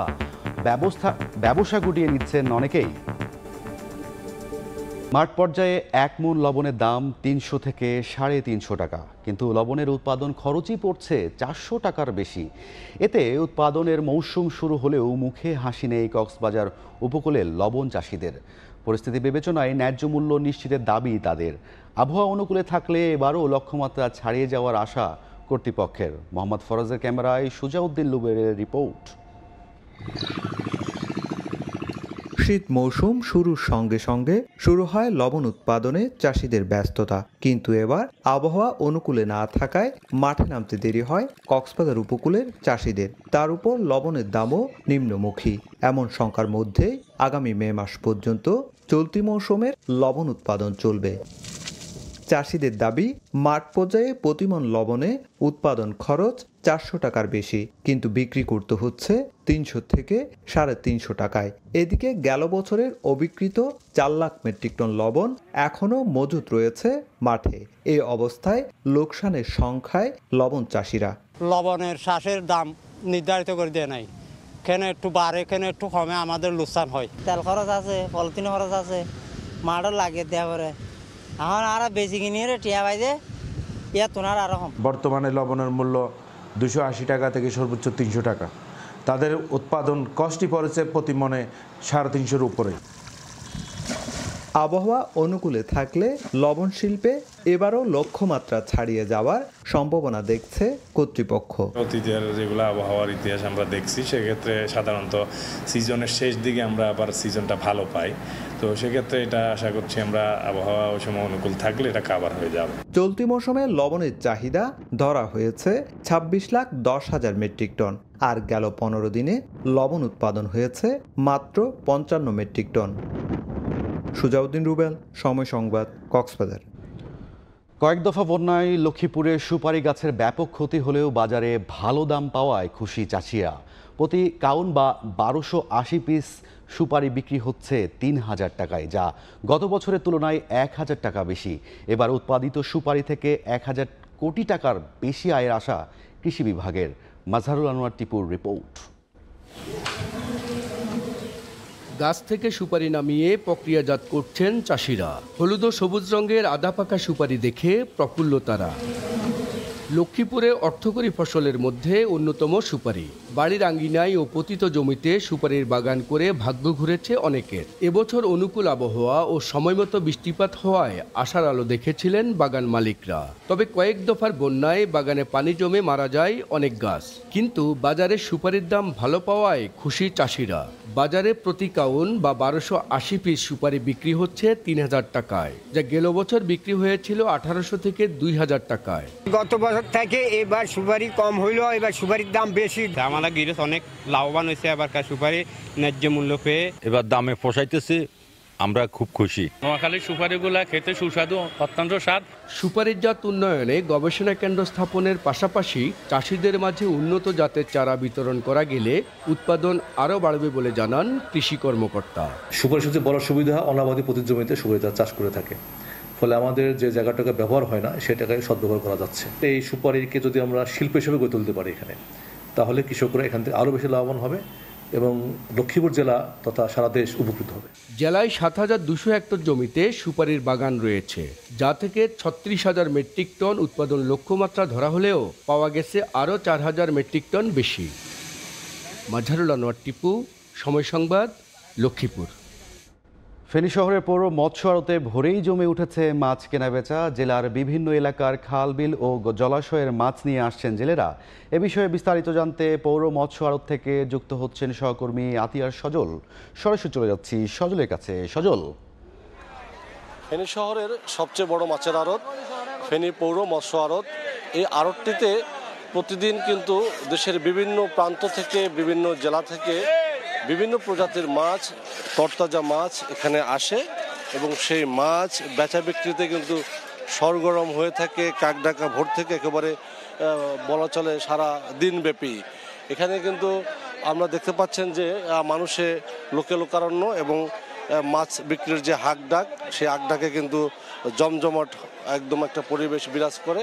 এবং বর্তমানে আজ যেটা দেখলাম বাজারে এসে, গত কয়েকদিনের তুলনায় আজ মাছের যোগান পর্যাপ্ত পরিমাণ থাকায় মাছের দামও কিছুটা কমেছে বলে ক্রেতা বিক্রেতা তারা সবাই জানিয়েছেন। যেমন এই যে দেখতেন যে কাতল মাছ, রুই মাছ, এগুলো মূলত ফেনীর যে সোনাগাজী রয়েছে চরাঞ্চল, সেই চরাঞ্চলের শত শত মৎস্য আড়ত ঘের রয়েছে, খামার রয়েছে, সেখান থেকে মূলত এখানে আসে। এছাড়াও দেশের বিভিন্ন প্রান্ত থেকে এখানে আসে। মাছের দাম যদি বলি, আজকে আপনারা এ সকল কাতল মাছ যেগুলো 3 কেজি থেকে 5 কেজি প্রতিটি ওজনে, সেগুলো কিন্তু 200 থেকে 350 টাকা পর্যন্ত কেজি দরে বিক্রি হচ্ছে। রুই মাছও কিন্তু আমরা দেখেছি যে 260 থেকে 280 টাকা দামে বিক্রি হচ্ছে। এবং অন্যান্য যে মাছগুলো রয়েছে তা কিন্তু সামুদ্রিক মাছ বলেন বা দেশি মাছ বলেন, আজ গত কয়েকদিনের তুলনায় কেজিতে 5-10 টাকা কমেছে, যার কারণে ক্রেতাদের মাঝে কিছুটা হলো স্বস্তি বিরাজ করছে। তবে বিক্রেতারা বলছে যে যদি মনিটরিং বাড়ানো হয় বাজার দর, তাহলে হয়তো আরও কিছুটা কমবে। এই ছিল আমার কাছে ফেনীর মাছ বিক্রির পাইকারি আড়ত থেকে সবশেষ। এতক্ষণ সরাসরি যুক্ত ছিলাম ফেনী থেকে। সংখ্যাগরিষ্ঠ জয় লাভ করলেও স্বেচ্ছাচারিতা করার সুযোগ নেই ডোনাল্ড ট্রাম্পের। তুমুল সমালোচনা সত্ত্বেও নিজের পছন্দ মতো মন্ত্রিসভায় বিতর্কিত ব্যক্তিদের ঠাঁই করে দেওয়ায় বিভিন্ন মহলে উদ্বেগের সৃষ্টি হয়েছে। তবে ইতিহাস বলছে মার্কিন নির্বাচনী ব্যবস্থায় তার স্বেচ্ছাচারিতার পথে বাধা হয়ে দাঁড়াতে পারে। আবার দ্বিতীয় দফায় ক্ষমতা লাভের পর ট্রাম্প প্রথমবারের চেয়ে চতুরভাবে মার্কিন রাজনীতির ওপর নিয়ন্ত্রণ আনবে এমনটাই ধারণা অনেকের। নির্বাচনের রাতে বিজয়ী ট্রাম্প বলেন যে প্রতিশ্রুতি তিনি দিয়েছিলেন তা তিনি রক্ষা করবেন। মার্কিন কংগ্রেসের সংখ্যাগরিষ্ঠ জয়লাভ এবং দুই কক্ষেরই সম্পূর্ণ ক্ষমতা লাভের পর এই প্রতিশ্রুতি পূরণের সুযোগ পাচ্ছেন তিনি। তবে ট্রাম্পের উপর আস্থা রেখে যারা তার হাতে ক্ষমতা তুলে দিয়েছেন, মন্ত্রিসভায় বিতর্কিত ব্যক্তিদের ঠাঁই করে দেয় উদ্বেগ ছড়াচ্ছে তাদের মধ্যে। ক্ষমতা হাতে পেয়ে এই রিপাবলিকান নেতা এর অপব্যবহার করতে পারেন এমন শঙ্কা তাদের। তবে ব্রিটিশ গণমাধ্যম বিবিসির এক প্রতিবেদন অনুযায়ী মার্কিন শাসন ব্যবস্থায় ট্রাম্পের স্বেচ্ছাচারিতার পথে বিপত্তি সৃষ্টি করতে পারে, বিশেষ করে যেহেতু ক্ষমতা লাভের 2 বছর পর মধ্যবর্তী নির্বাচনে ক্ষমতাসীন দলের আসন হারানোর শঙ্কা থাকে। তাই প্রথম 2 বছর গভর্নিং ট্রাইফেক্টা বা কংগ্রেসের হলেও প্রেসিডেন্টের সিদ্ধান্তকে বেদ বাক্য বলে মেনে নেয়ার সুযোগ নেই। ট্রাম্পের প্রথম দফার সরকারের ইতিহাস ঘাটলেও তার নজির পাওয়া যায়। ওবামা কেয়ার বাতিল, অবকাঠামো বিল পাশের মতো ইস্যুগুলোতে তার দলের লোকেরাই সংসদে ভেটো দিয়ে বাতিল করে দেয়, যেখানে বিরোধী দলীয় নেতা জো বাইডেনের প্রস্তাবিত বেশ কিছু বিল পাশ হতে দেখা যায়। এছাড়াও মার্কিন কংগ্রেসে বিল পাশ করানোর জন্য 3/5 অর্থাৎ 60টি ভোটের প্রয়োজন হয়। অন্যথায় সাধারণ সংখ্যাগরিষ্ঠতা পেলেও ক্ষমতাসীন দলকে সিনেটে বিল পাশ করতে যাবতীয় নিয়ম মেনে এগোতে হয়। এতে আইন প্রণয়নে দেরি করার সুযোগ পায় বিরোধী দল।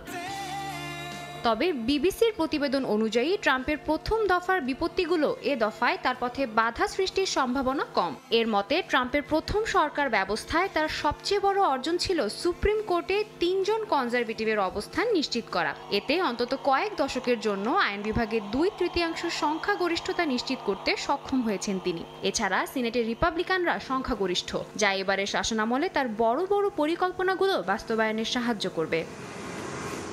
সাদিয়া তাসনিম, সময় সংবাদ। ডোনাল্ড ট্রাম্প মার্কিন প্রেসিডেন্ট নির্বাচিত হওয়ায় আয়ারল্যান্ডের অর্থনীতিতে আসছে অশনি সংকেত। ট্রাম্প যুক্তরাষ্ট্রে কর্পোরেট কর হার কমানো আর আমদানির উপর শুল্ক আরোপের প্রতিশ্রুতি দেয়ায় আইরিশ রপ্তানিতে ধস নামতে পারে বলে সতর্ক করেছেন অর্থনীতিবিদরা। এমন খবরে দুশ্চিন্তায় আছেন আয়ারল্যান্ডের প্রবাসী বাংলাদেশিরাও। আয়ারল্যান্ড থেকে সৈয়দ জুলের রিপোর্টে বিস্তারিত। আয়ারল্যান্ডে প্রায় 1000 খানেক মার্কিন প্রতিষ্ঠান রয়েছে। কর্মসংস্থান হয়েছে 3,80,000-এর বেশি কর্মীর। আইরিশ অর্থনীতিতে যাদের অবদান 41 বিলিয়ন ইউরোর বেশি। সাম্প্রতিক পরিসংখ্যান বলছে চলতি বছরের প্রথম 10 মাসে 76.3 বিলিয়ন ট্যাক্স পেয়েছে আয়ারল্যান্ড। এছাড়া যুক্তরাষ্ট্রে এবছর 45.6 বিলিয়ন ইউরোর পণ্য রপ্তানিও করেছে আয়ারল্যান্ড। তবে ডোনাল্ড ট্রাম্প প্রেসিডেন্ট নির্বাচিত হয় ব্যাপক নেতিবাচক প্রভাব পড়ার আশঙ্কা আয়ারল্যান্ডের অর্থনীতিতে। ট্রাম্প নির্বাচনী প্রচারণায় জানান তার পরিকল্পনা কর্পোরেট করের হার 15% নামিয়ে আনা এবং আমদানির উপর 10 থেকে 20% শুল্ক আরোপ করা। একই সঙ্গে মার্কিন বেশ কিছু প্রতিষ্ঠান আয়ারল্যান্ড থেকে দেশে ফিরে নেওয়ার পরিকল্পনার কথাও জানিয়েছিলেন ট্রাম্প। বিশ্লেষকরা বলছেন ট্রাম্প মার্কিন প্রেসিডেন্ট নিজের দেয়া প্রতিশ্রুতি বাস্তবায়ন করলে বড়সড় ক্ষতির মুখে পড়বে আয়ারল্যান্ড। এতে শঙ্কিত প্রবাসী বাংলাদেশিরা। ট্রাম্প ইলেকশনের আগে যে কথাগুলো বলেছে সে কথাগুলো যদি কার্যকারী হয় তাহলে আয়ারল্যান্ডের অর্থনীতির জন্য ভালো না। ফেসবুক, অ্যাপল, ইন্টেল, মাইক্রোসফট ও গুগলের মতো প্রতিষ্ঠানও রয়েছে আয়ারল্যান্ডে। বিশ্লেষকরা বলছেন রপ্তানি পণ্য সহ তথ্য প্রযুক্তি খাতেও নামতে পারে ধস। ট্রাম্পের প্রস্তাবিত উচ্চ আমদানি শুল্ক নীতি আয়ারল্যান্ডের আইটি খাত এবং রপ্তানিতে নেতিবাচক প্রভাব ফেলতে পারে, বিশেষত শুল্ক নিয়ে যদি যুক্তরাষ্ট্র ও ইউরোপের মধ্যে বাণিজ্য যুদ্ধ শুরু হয়। তাই ট্রাম্পের দ্বিতীয় মেয়াদে অর্থনৈতিক অস্থিরতা আয়ারল্যান্ডের আইটি খাতে বড় ধাক্কা দিতে পারে। মার্কিন কংগ্রেসের 2 কক্ষে সংখ্যাগরিষ্ঠতা থাকায় কর্পোরেশন ট্যাক্সের বিষয়ে যে কোনো সিদ্ধান্ত কার্যকর করতে বেগ পেতে হবে না ডোনাল্ড ট্রাম্পকে। এটিকেই সবচেয়ে বড় ভয়ের কারণ বলছেন আইরিশ অর্থনীতিবিদরা। রাজনৈতিক, অর্থনৈতিক, কূটনৈতিক সম্পর্ক জোরালোর পাশাপাশি মার্কিন প্রেসিডেন্টের মধ্যে প্রায় অর্ধেক প্রেসিডেন্টের পূর্বপুরুষ আইরিশ থাকায় দুই দেশের সম্পর্ক অত্যন্ত মধুর। ট্রাম্প প্রশাসন সেই সম্পর্ক অটুট রাখবে আয়ারল্যান্ডের অর্থনীতিকে শক্তিশালী রেখে, এমনটাই প্রত্যাশা। সৈয়দ জুয়েল, সময় সংবাদ, আয়ারল্যান্ড। শ্রীলঙ্কায় আগাম পার্লামেন্ট নির্বাচনে ভূমিধস জয় পেয়েছে দেশটির নতুন বামপন্থী প্রেসিডেন্ট অনুরা কুমারা দিশানাকের নির্বাচনী জোট ন্যাশনাল পিপলস পাওয়ার। নির্বাচন কমিশনের দেয়া তথ্য অনুযায়ী 159টি আসন পেয়ে পার্লামেন্টের 2/3 সংখ্যাগরিষ্ঠতা অর্জন করেছে জোটটি। এনপিপির বিশাল এ জয়ে উচ্ছ্বসিত সমর্থকরা। বিশ্লেষকদের ধারণা, অর্থনৈতিক সংকট সৃষ্টির জন্য দায়ী দলগুলোকে প্রত্যাখ্যান করে এনপিপিকে বেছে নিয়েছেন ভোটাররা।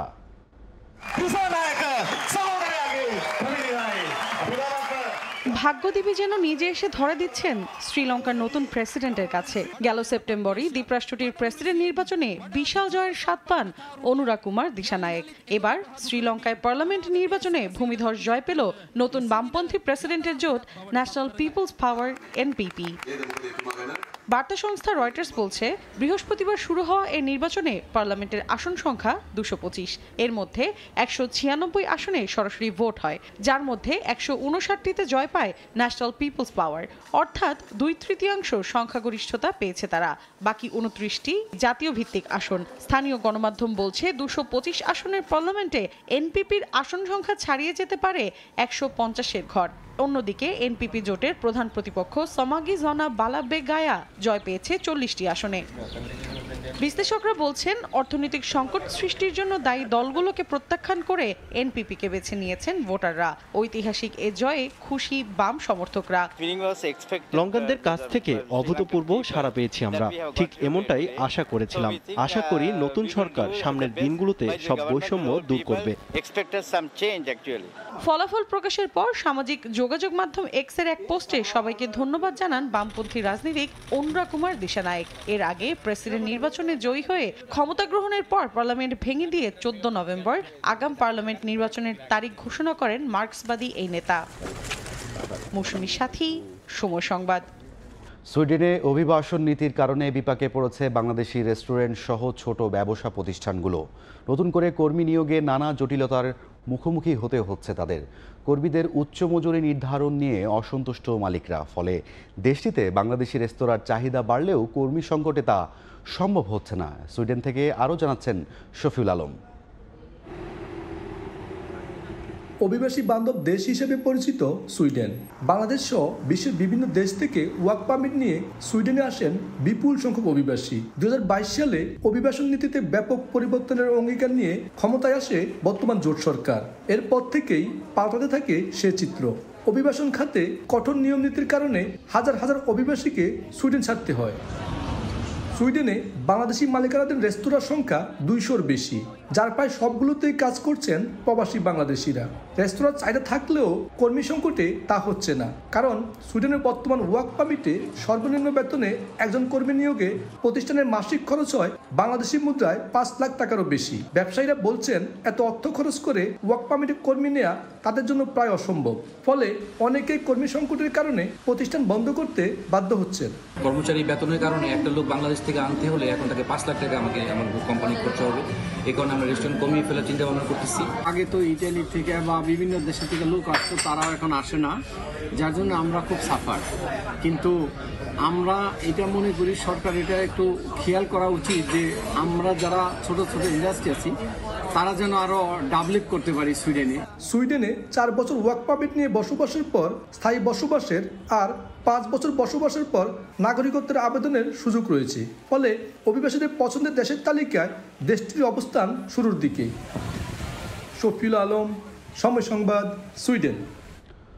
ভারতের সবুজ সংকেত না পাওয়ায় আসন্ন কলকাতা আন্তর্জাতিক বই মেলায় বাংলাদেশের অংশগ্রহণ অনিশ্চিত হয়ে পড়েছে।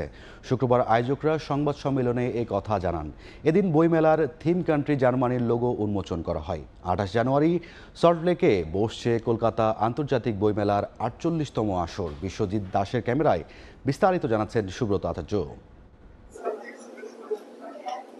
কলকাতা আন্তর্জাতিক বইমেলার আয়োজক সংস্থা West Bengal publishers and booksellers গিল্ডের ডাকা সাংবাদিক বৈঠকের কারণ ছিল 48তম আয়োজনের নির্ঘণ্ট ঘোষণা, সঙ্গে এবারের আয়োজনের ফোকাল থিম কান্ট্রির লোগো উন্মোচন। প্রতিবছর কলকাতা বইমেলায় বড় প্যাভিলিয়ন নিয়ে দেশের শীর্ষ প্রকাশনীর বই বিক্রি করে বাংলাদেশ। মেলায় সবচেয়ে বেশি ভিড়ও হয় এই স্টলগুলোতে, কিন্তু এবারের পরিস্থিতি কিছুটা ভিন্ন। ঢাকা দিল্লি শীতল কূটনৈতিক সম্পর্কের রেশ মেলায় পড়তে পারে কিনা এমন প্রশ্নের মুখোমুখি হন আয়োজকরা। এখানকার বাংলা বই যেরকম বাংলাদেশে পাঠকরা উৎসুক হয়ে থাকে, সেখানকার লেখকের বই যখন প্রকাশিত হয় বাংলাদেশে যারা প্রকাশক তারা যে বইগুলো প্রকাশ করেছেন তারা বেশ কয়েক বছর এখানে আস্তে আস্তে তাদেরও একটা পাঠক তৈরি হয়েছে, তারা সেই জিনিস এখন তৈরি করে। গেলবারের আয়োজনে প্রায় 27 লাখ মানুষ মেলা প্রাঙ্গণে এসেছিলেন। বই বিক্রি হয়েছিল প্রায় 23 কোটি টাকার। আর এই বিপুল সংখ্যক বই এবং জনসমাগমে বাংলাদেশি বই এবং স্টলগুলো ব্যাপকভাবে প্রভাব ফেলেছিল। তবে এবার মেলায় বাংলাদেশি স্টল না থাকলে এর নেতিবাচক প্রভাব পড়বে কিনা তা নিয়েও ছিল প্রশ্ন। আমাদের কাছে যদি কোনো ডাইরেক্টিভ না আসে আমরা তো এগোতে পারবো না, এগোতে না পারলে বাংলাদেশ আসতে পারবে না। যদি না আসতে পারে তখন সেই পরিস্থিতিতে বাংলাদেশের সাহিত্য তো একটা ভ্যাকুয়াম তো সবসময় থাকে। পশ্চিমবঙ্গের মুখ্যমন্ত্রী মমতা বন্দ্যোপাধ্যায় 48 বার ঘণ্টা বাজিয়ে এবারও মেলার উদ্বোধন করবেন। 28 জানুয়ারি শুরু হয়ে মেলা চলবে 9 ফেব্রুয়ারি পর্যন্ত। প্রতিদিন দুপুর 12টা থেকে রাত 8টা পর্যন্ত সবার জন্য উন্মুক্ত থাকবে মেলা প্রাঙ্গণ। বইপ্রেমীরা বিনামূল্যে মেলায় ঢুকে কিনতে পারবেন তাদের পছন্দের সব বই। সুব্রত আচার্য, সময় সংবাদ, কলকাতা। মিয়ানমারে অনুষ্ঠিত হয়ে গেল 2 দিনব্যাপী ঐতিহ্যবাহী তাজাউংদেং উৎসব। বর্ষা মৌসুমের শেষে আয়োজিত এই উৎসবে থাকে নাচ, গান, বেলুন ওড়ানো সহ নানা আয়োজন। মিয়ানমারের চলমান গৃহযুদ্ধের মধ্যেও এবারও জনপ্রিয় এই উৎসবে অংশ নিয়েছেন হাজার হাজার মানুষ। রাজনৈতিক অস্থিরতা ও করোনা মহামারীর কারণে মাঝখানে কয়েক বছর বন্ধ ছিল এই আয়োজন। বিশাল আকৃতির বেলুনে আলোকসজ্জা ও মনোমুগ্ধকর আয়োজন দেখে কে বলবে দেশটিতে গৃহযুদ্ধ চলছে? মিয়ানমারের ঐতিহ্যবাহী তাজাউংদেং উৎসব ঘিরেই মূলত এই আয়োজন। দেশটিতে চলমান রক্তক্ষয়ী গৃহযুদ্ধের মধ্যে ঐতিহ্যবাহী পোশাক পরে নাচে গানে মেতে ওঠেন দেশটির বাসিন্দারা। উৎসব আয়োজনে ভিড় করেন হাজার হাজার মানুষ। হাসি আনন্দে উপভোগের পাশাপাশি মুঠোফোনেও স্মৃতি ধারণ করে রাখেন কেউ কেউ। মূলত প্রতি বছর বর্ষা মৌসুমের শেষে 2 দিনব্যাপী ঐতিহ্যবাহী এ উৎসব হয়ে থাকে, যেখানে বিভিন্ন দলে বিভক্ত হয়ে বেলুন ওড়ানোর প্রতিযোগিতার পাশাপাশি নানা সাংস্কৃতিক অনুষ্ঠানের আয়োজন করা হয়। মূলত গত শতকের শেষ দিকে ব্রিটিশ ঔপনিবেশিক শাসনকাল থেকে জনপ্রিয় এই তাজাউংদেং উৎসব উদযাপন করে আসছে মিয়ানমারের বাসিন্দারা। যদিও রাজনৈতিক অস্থিরতা ও করোনা মহামারীর কারণে মাঝখানে কয়েক বছর আয়োজন বন্ধ ছিল, তবে গত বছর থেকে উৎসবটি আবারও আয়োজন করা হচ্ছে। নাসরিন রুমি, সময় সংবাদ। প্রায় 2 দশক পর প্রশান্ত মহাসাগরে খুঁজে পাওয়া রহস্যময় এক প্রাণীর পরিচয় খুঁজে বের করেছেন ক্যালিফোর্নিয়া ভিত্তিক এক দল গবেষক। অন্ধকারে জ্বলজ্বল করা এই প্রাণীটি একটি সামুদ্রিক স্লাগ বলে ঘোষণা দিয়েছেন তারা। 2000 সালে প্রথমবারের মতো গভীর সাগরে পাওয়া এই প্রাণীটিকে রহস্যময় মোলাস্কা বলে অভিহিত করেছিলেন বিজ্ঞানীরা।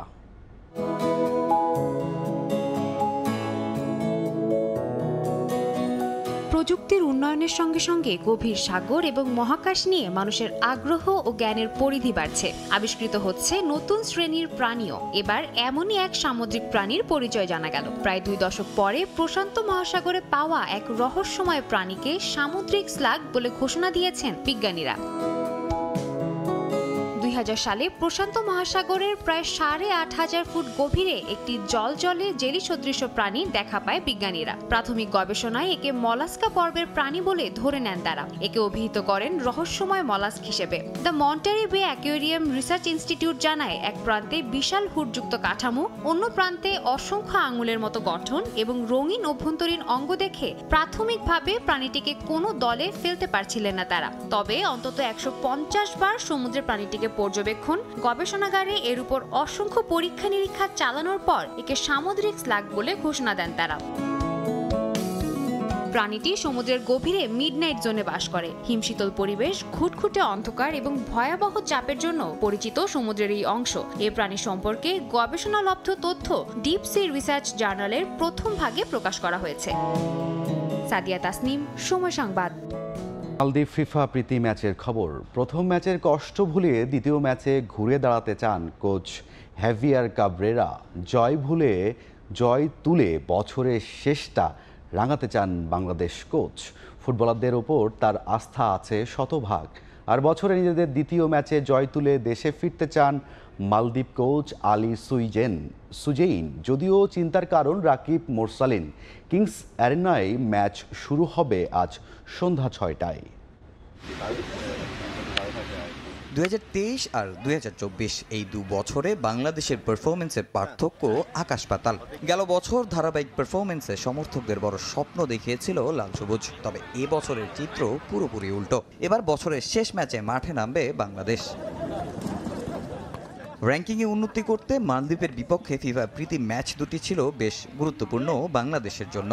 যদিও তুলনামূলক সহজ প্রতিপক্ষের সঙ্গে প্রথম ম্যাচে রাকিব তপুদের পারফরমেন্স হতাশ করেছে সবাইকে। ম্যাচে কাবরেরার বেশ কিছু সিদ্ধান্ত নিয়েও হচ্ছে বিস্তর সমালোচনা।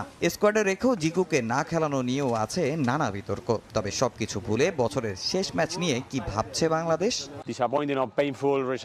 প্রথম ম্যাচের ফলাফল খুব কষ্টদায়ক ছিল। আমরা ভালো খেলেছি, জয়ের প্রত্যাশা ছিল, কিন্তু হয়নি। তবে সেটা নিয়ে আর ভাবতে চাই না। এই ম্যাচের জন্য আমরা ভালো প্রস্তুতি নিয়েছি, ভুলগুলো নিয়ে অনেক কাজ করেছি। আশা করছি জয় পাবো। ফিফা প্রীতি ম্যাচ ও বিশ্বকাপ বাছাই মিলে 2024 সালে এখন পর্যন্ত 8 ম্যাচে মাত্র একবারই জয়ের স্বাদ পেয়েছে বাংলাদেশ। অথচ গেল বছর 14 ম্যাচে লাল সবুজদের দখলে ছিল 5 জয়, ড্র করেছে 5 ম্যাচে। সেবার এই মালদ্বীপ পাত্তাই পায়নি কাবরেরার শিষ্যদের কাছে। 3 ম্যাচের মধ্যে 2 ম্যাচই জয় তুলে নিয়েছে লাল সবুজ, আর একটি হয়েছে ড্র। তবে সেই দলটার এবার হলোটা কি?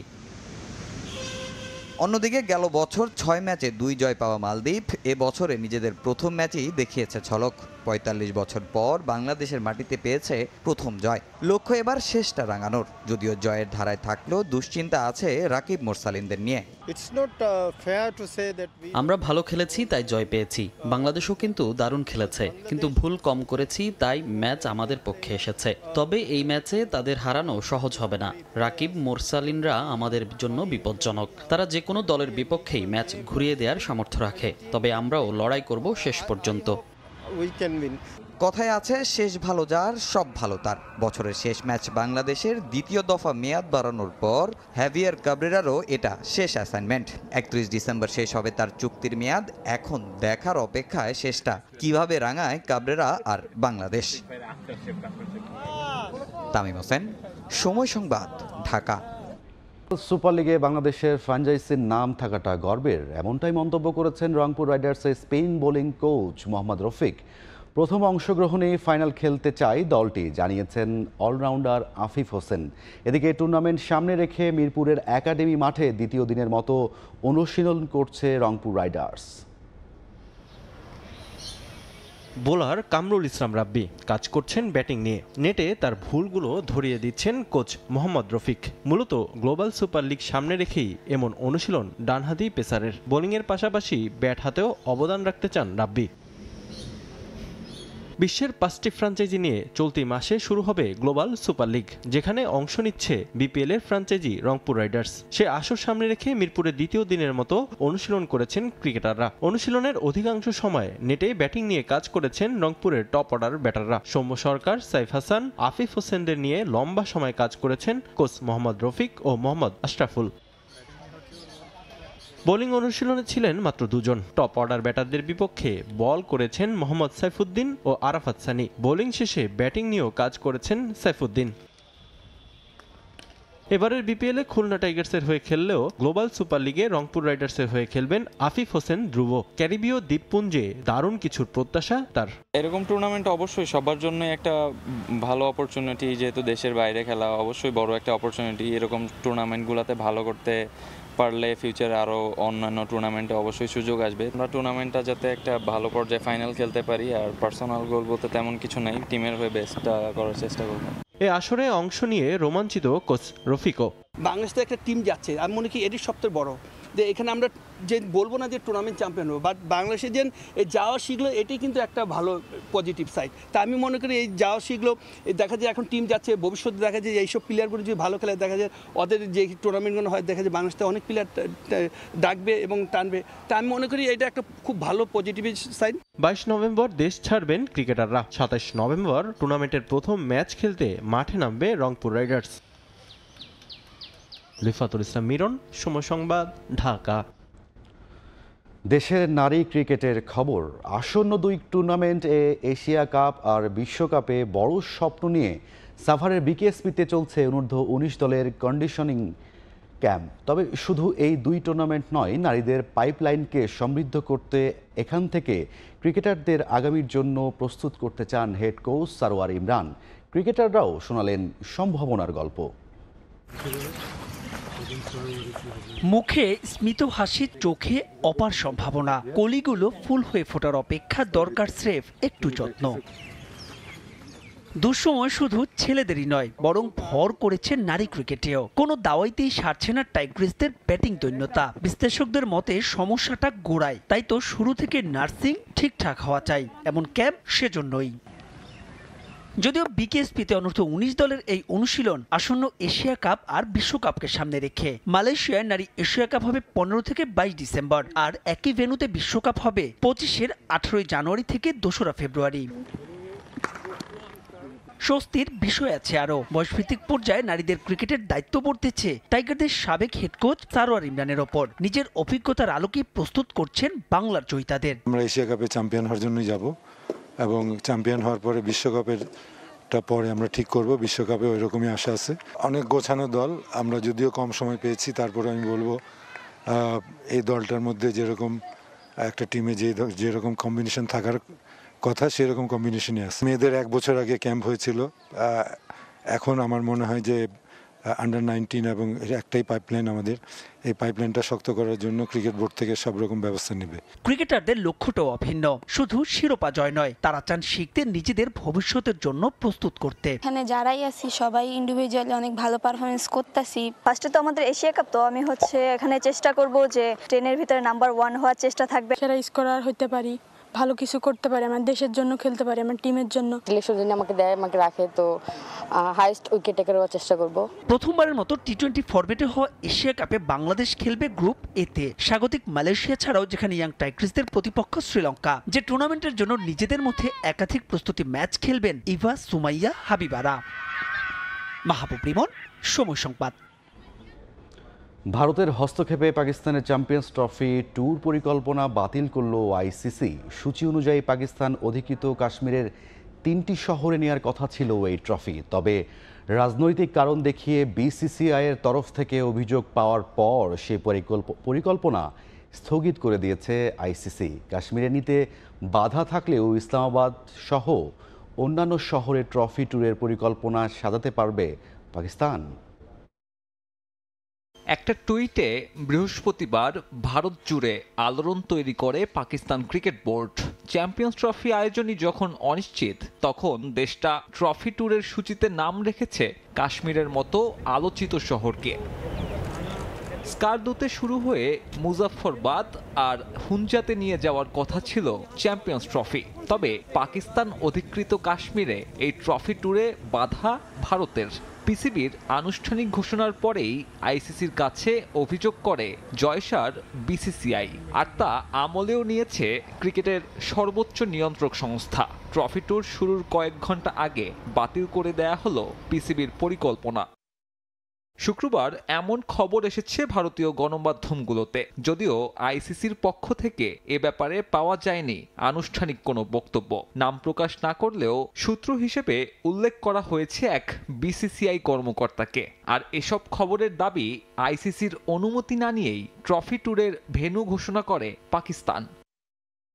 কাশ্মীরের পিসিবি ট্রফি ট্যুরের ঘোষণা দেওয়া ওই টুইটের বিরোধিতা করার পাশাপাশি সমালোচনা ও নিন্দা জানিয়েছে জয় শাহ। তাছাড়া পাকিস্তান ট্রফি ট্যুরের ঘোষণা দেওয়ার কেউ না, বরং এটা আইসিসির পক্ষ থেকেই আসতে হবে। ভারতের দাবি, চ্যাম্পিয়ন্স ট্রফি নিয়ে রাজনৈতিক খেলায় মেতেছে পাকিস্তান। পিসিবি চেয়ারম্যান ও দেশটার স্বরাষ্ট্রমন্ত্রী মহসেন নাকভি পাকিস্তান অধিকৃত কাশ্মীরে পরিস্থিতি উত্তপ্ত করতেই নিচ্ছেন এমন সব সিদ্ধান্ত। 16 থেকে 24 নভেম্বর পর্যন্ত পাকিস্তানের বিভিন্ন জায়গায় চ্যাম্পিয়ন্স ট্রফি প্রদর্শনীর পরিকল্পনা করেছিল পিসিবি। কাশ্মীরের 3 শহর বাদে যে তালিকায় নাম ছিল আরও বেশ কিছু দর্শনীয় স্থানের। এরই মধ্যে ইসলামাবাদে পৌঁছে গেছে ট্রফি। আইসিসির শেষ মুহূর্তের দেয়া নির্দেশের পর এখন এই আয়োজনও অনিশ্চিত। চ্যাম্পিয়ন্স ট্রফি পাকিস্তানে না অনুষ্ঠিত হলে আর্থিকভাবেও বড় ধাক্কা খাবে পাকিস্তান। এরই মধ্যে এই টুর্নামেন্ট আয়োজনে বিভিন্ন স্টেডিয়াম সংস্কারে পিসিবির ব্যয় 550 কোটি রুপিরও বেশি। যদিও আয়োজক সত্য হারালে আইসিসি ইভেন্ট বয়কটের সিদ্ধান্তে অটল পাকিস্তান। সব মিলিয়ে 1996 সালের পর একটা আইসিসি ইভেন্ট আয়োজনে দেশটার অপেক্ষা বাড়ছে আরও। সাব্বির মিথুন, সময় সংবাদ। এ পর্যায়ে শীর্ষ সংবাদগুলো জানিয়ে দিচ্ছি আরও একবার। ইট পাথরের নগরে বিনোদন কেন্দ্র থেকেও নেই। সংস্কারের নামে 6 বছর ধরে বন্ধ শিশু পার্ক। গাড়ির দখলে ওয়ান্ডারল্যান্ড। ঢাকা 2 সিটির উদাসীনতায় দায়ী মত বিশেষজ্ঞের। বাংলাদেশকে চাপে রাখতে পানিকে অস্ত্র হিসেবে ব্যবহার করতে চায় ভারত। দাবি বিশিষ্টজনদের। সম্পর্কের উন্নতি চাইলে দিল্লিকে নীতি পরিবর্তনের আহ্বান বিএনপি নেতার। জ্বালানি সংকট পুঁজি করে কুইক রেন্টালের নামে হরিলুট। জনগণের পকেট থেকে গেছে 1,05,000 কোটি টাকা। শুধু ধারা নয়, আইন বাতিল চায় ক্যাব। চুক্তি বাতিলের পথ খুঁজছে সরকার। এবং 6 বছরের প্রতীক্ষার অবসান। ভারতের গ্রিক হয়ে বাংলাদেশে এলো নেপালের 40 মেগাওয়াট জলবিদ্যুৎ। ত্রিপক্ষীয় চুক্তিতে প্রথম ধাপে সরবরাহ শুরু।